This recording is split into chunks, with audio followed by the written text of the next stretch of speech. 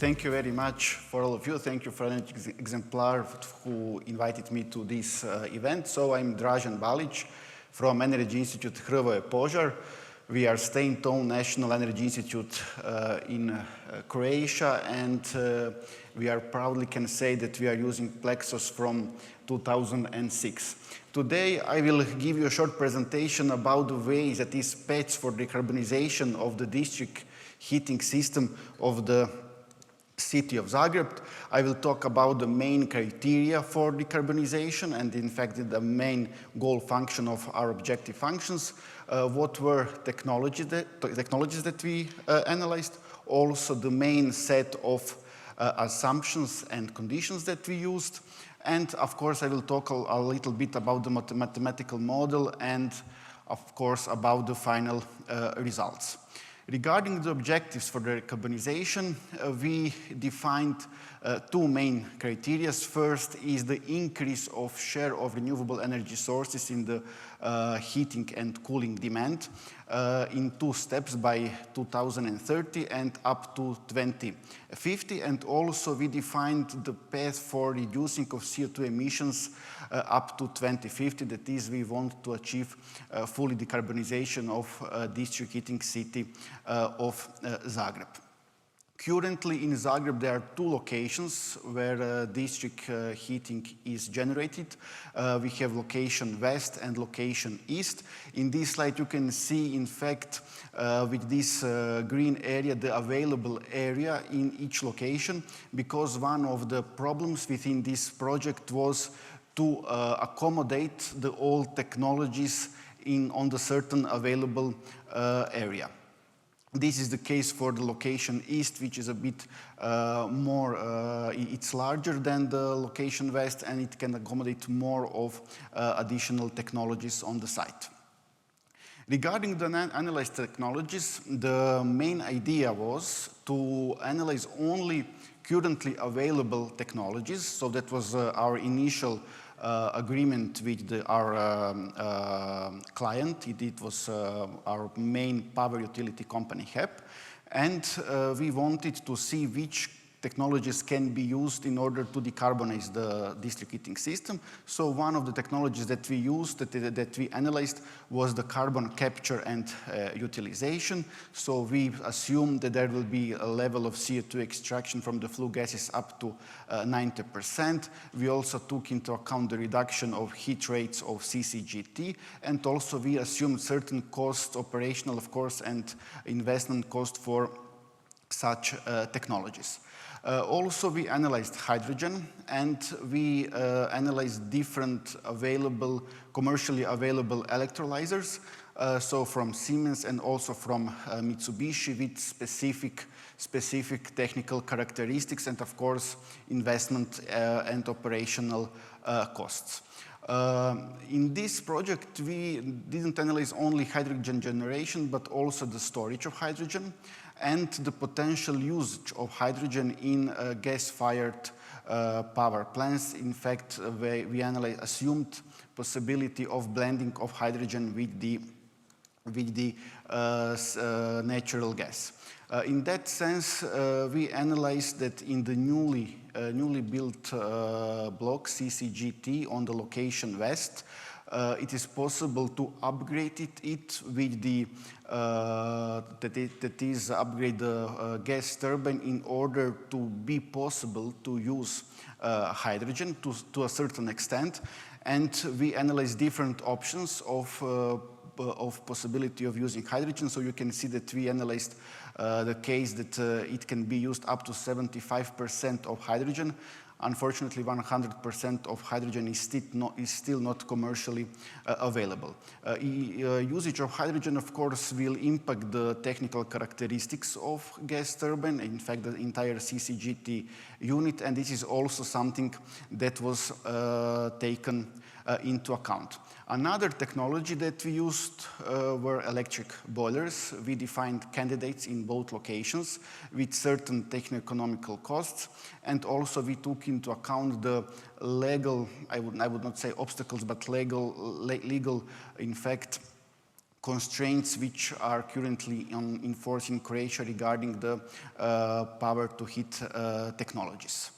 Also, what we analyzed was the heat pumps, because, as you will see later, we analyzed integration of solar district heating and also geothermal energy, which should be, in fact, its temperature level should be increased with the heat pumps. And in that sense, heat pumps were also one of the technology that we modeled in our PLEXOS model.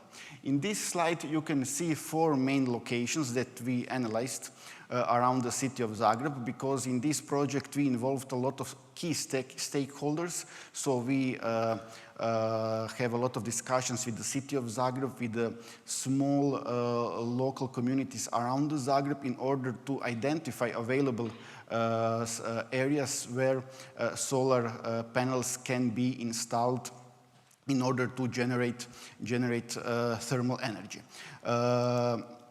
What was in fact quite challenging when we are talking about the solar energy was the accommodation of solar panels, but also the seasonal heat storages together with the solar panels, because on the certain area you have a limited area in which you can put solar panels or seasonal thermal storages or combination of both.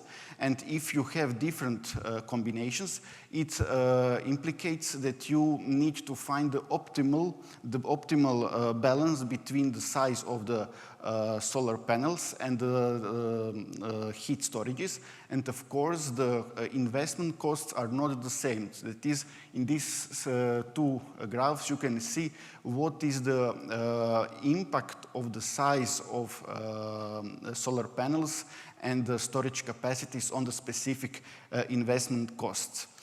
Apart from the seasonal thermal storage, we also analyzed daily thermal storages distributed across the district heating network in order to reduce investment in the network and also to reduce losses for the part of the district heating networks which are far away, very far away from the source, from the current 2 locations of heat generation. And you can see here we in fact analyzed in total 4 possible locations for the distributed daily thermal storages. In this slide, you can see the district heating network of the Zagreb. So this is district heating network only for the hot water. It is also, should be mentioned that in Zagreb there is also district heat, is also network for the process steam. But here I didn't want also to put this in order to make it more simple. And here you can see in fact the potential locations in which solar panels could be installed together with the connection pipelines in order to connect all these locations. All these, in fact, corridors were put into PLEXOS in order to enable the model to choose the optimal combination. These solar district heating, in fact, were coupled with the possibility of geothermal energy. And in that sense, we had a good connection with the Croatian Hydrocarbon Agency, which enabled us, that is, they gave us inputs about the possibilities, about the geothermal potential, which can be utilized around the city of Zagreb in order to decarbonize heat generation. In total, we analyzed 9 locations around the city of Zagreb. With certain parameters, mainly about the available heat capacity. And also, it was also taken into account the temperature level of the available heat, because if the temperature level was too low, then these locations should be coupled with the heat pumps in order to achieve the required level of heat for satisfying heat demand. Here you can see, in fact, all the locations which we analyzed where the geothermal energy can be used, together with the all corridors to connect these locations with the district heating network. If we put together with the solar district heating network, you can see, in fact, that there is a lot of possible combinations which can be used in optimal way in order to decarbonize the entire district heating system. Regarding the assumptions, we also used forecasts of electrical price, also natural gas price and CO2 emission price up to 2050. Also, what was taken into account was the share of renewables in electricity, because for the power to heat technologies, the share of renewables in the electricity which is used for their operation should also be taken into account when the goal for decarbonization are taken into account, in order that minimum share of renewables in heating and cooling should be satisfied. Here you can see, in fact, that we analyzed three main scenarios: base case scenario for decarbonization of heating, and also scenario where we introduced possibility of cooling of certain area in the city of Zagreb. Here you can see, in fact, this is one part of the city of Zagreb, where we analyzed possibility of introduction of district cooling. And also what we put into the model is the restriction of the annual pipeline construction up to 30 kilometers.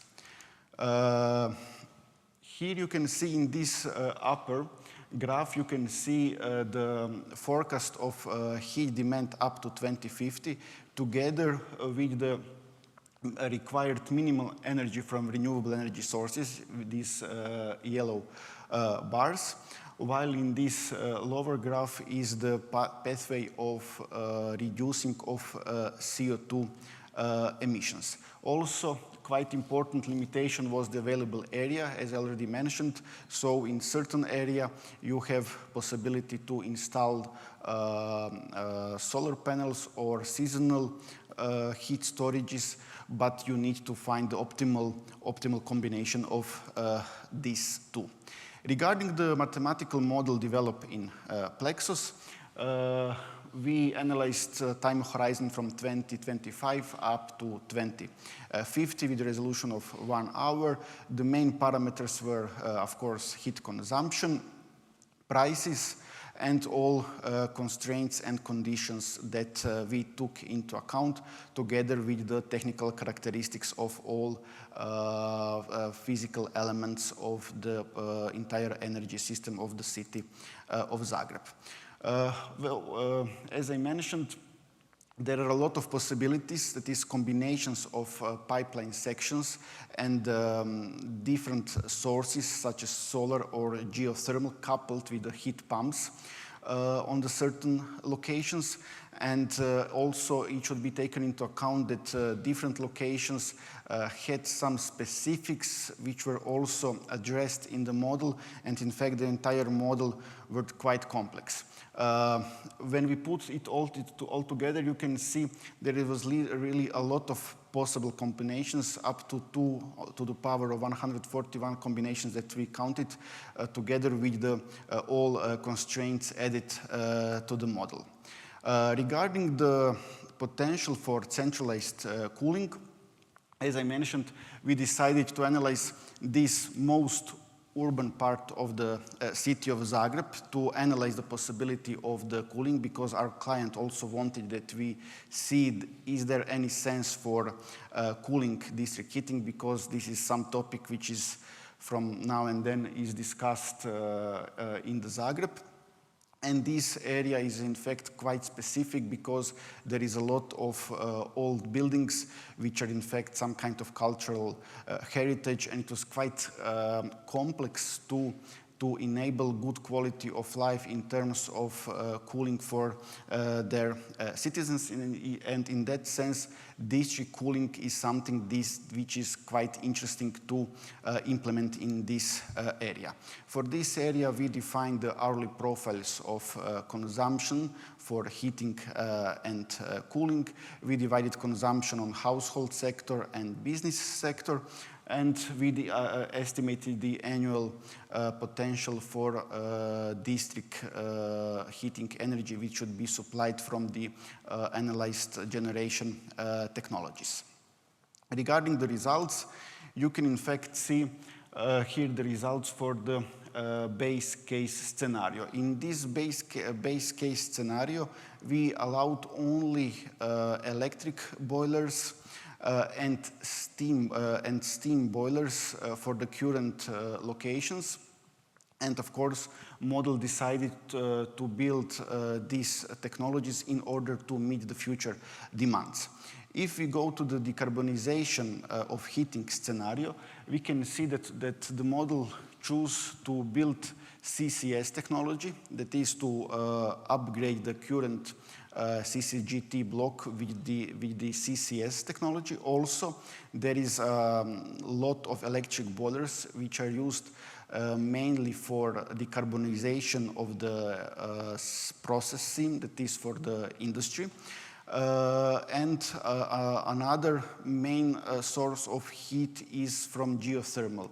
That is, geothermal potential around the Zagreb is quite high, and in that sense, the results shown that geothermal energy, in fact, has a lot of potential for decarbonization, and in one location, it should also be coupled with the heat pump.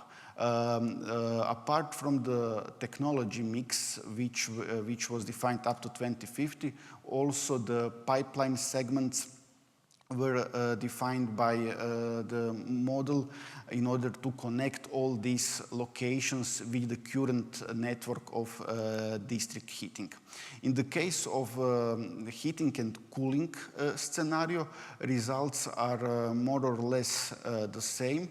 But the main difference is that in this scenario, model chose also to build solar district heating in one location, which is in fact logical because a lot of demand for cooling is during the summer when the installation is highest, and in that sense, a lot of this part of demand would be covered during the summertime within these locations. Of course, together with the generation mix, model decided which connection routes should be used together with the appropriate diameter. Regarding the conclusion, within this project, in fact, what we concluded is that it is possible to decarbonize district heating network in the city of Zagreb, together with the criteria that we initially imposed. That is that there is enough technical solution and also spatial specifics of the area are good enough in order to decarbonize the entire district heating system. Geothermal energy, together with electric boilers and CCS, was the main factors for decarbonization of the system, and also heat storage, seasonal heat storage are also very, very important for the successful decarbonization. Hydrogen, together with the solar energy, were not chosen as the optimal solutions, mainly because of relatively high investment costs at the beginning of operation and the low efficiencies, especially in terms of solar energy in this area. What is important here to mention is, in fact, that in this project, it is more than clear that it is very important to have on the same table all stakeholders in the entire process, because it is not enough just that there is a willingness from the district heating operator to decarbonize such system, but also all other local community and other relevant institutions should be together in this project in order to enable successful implementation. The problem is in Croatia is that all these technologies are still quite new, and in fact the current legal framework is not clear enough, and there is a lot of questions that we try to answer and implement in the model, and this is only one part of the problem, and this is something that I hope in the future will be resolved. So This was all from my side that I wanted to briefly present you today regarding the sector coupling of power and heating. And if there are any questions, feel free to ask, or we can discuss during the evening.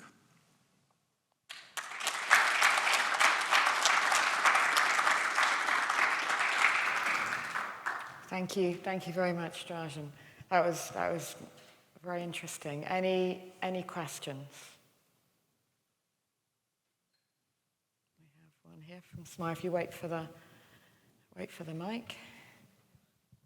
Hi, thank you very much for a very good presentation. My question is that you mentioned a lot about the CO2 capture in your model, but how did you model CO2? And did you also model the CO2 transmission and storage side of it? Because CO2 is not a kind of energy component. And then one of the challenges in PLEXOS is which type of object do you consider for CO2? For CO2, we consider the newly built CCGT block is upgraded with CCS technology. And in the model, we assume that this CO2 extraction will impose additional cost. I think it was 13 euros per ton of extracted CO2. And idea is that third party in fact, the third party provides service of taking this CO2, because idea is that our national gas company, oil company, use the old gas pipelines to evacuate this CO2 and to store it in the fields that were used for gas extraction, and they are now shut down.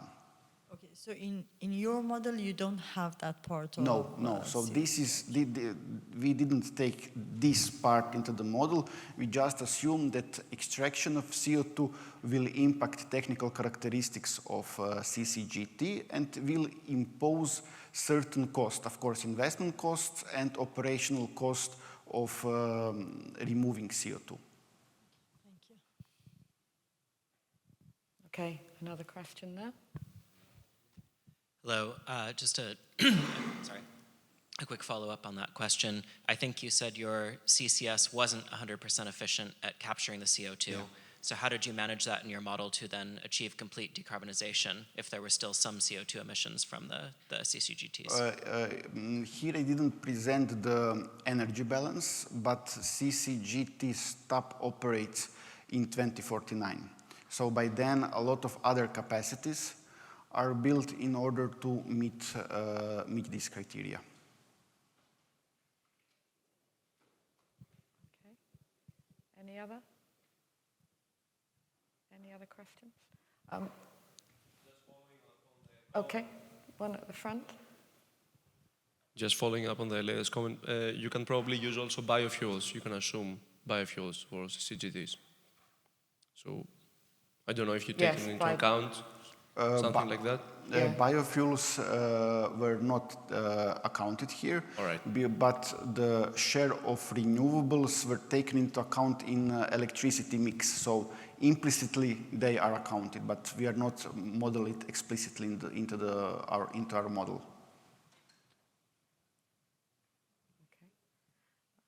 And I have a quick question as well. So you were looking there at Zagreb and transferring existing or decarbonizing existing district heating systems.